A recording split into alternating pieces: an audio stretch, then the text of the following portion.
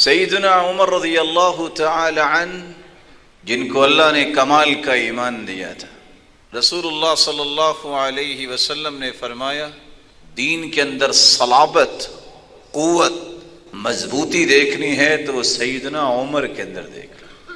وہ کہا کرتے تھے دنیا میں اگر کوئی شخص یہ 2 آیتیں پڑھ لے اور سمجھ لے، ساری زندگی کی پریشانی اس کی ختم ہو جائے گی۔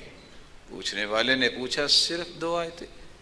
کہا جی ہاں، اِنَّا كُلَّ شَيْءٍ خَلَقْنَاهُ بِقَدَرٍ، ہم نے ہر چیز کو پیدا کیا ہے ایک اندازے کے مطابق۔ قَدْ جَعَلَ اللَّهُ لِكُلِّ شَيْءٍ قَدْرًا، اللہ تعالیٰ نے ہر چیز کا ایک اندازہ لگایا ہے۔ جو اللہ حضر جلال نے اندازہ لگایا ہے اس سے زیادہ کی خواہش کرنا یہ پریشانی کا سفر ہے۔ جو اللہ نے اندازہ لگایا ہے، آپ کو ملا ہے، اس پہ خوش ہونا یہ ایمان ہے۔ جس وقت کو اللہ حضر جلال نے طے کیا ہے کہ اس وقت یہ ملے گا، اس سے پہلے اسے طلب کرنا، اس کا مطالبہ کرنا کہ ابھی ملے، یہاں سے پریشانی کا آغاز ہوتا ہے۔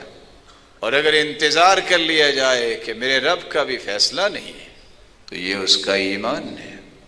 ایک بچہ جو ابھی کرالنگ کرتا ہے، اس کی یہ تمنا اگر پیدا ہو جائے کہ میں دنیا کی تیز ترین دوڑ میں حصہ لے لوں تو وہ لے سکتا ہے؟ نہیں لے سکتا۔ جس کو ابھی قاعدہ پڑھنا نہیں آتا وہ تمنا کرے کہ میں اخباری رپورٹر بن جاؤں، بن سکتا ہے؟ نہیں، اسے انتظار کرنا ہے۔ اللہ حضر جلال نے جو اندازہ لگایا ہے، جو تقدیر لکھی ہے، اس سے زیادہ نہیں ملے گا۔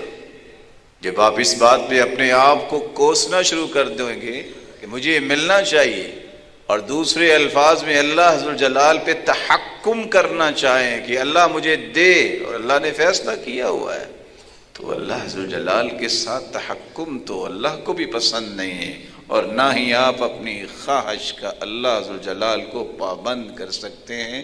مجھے اور آپ کو اللہ حضر جلال کے فیصلوں کا پابند ہونا ہے۔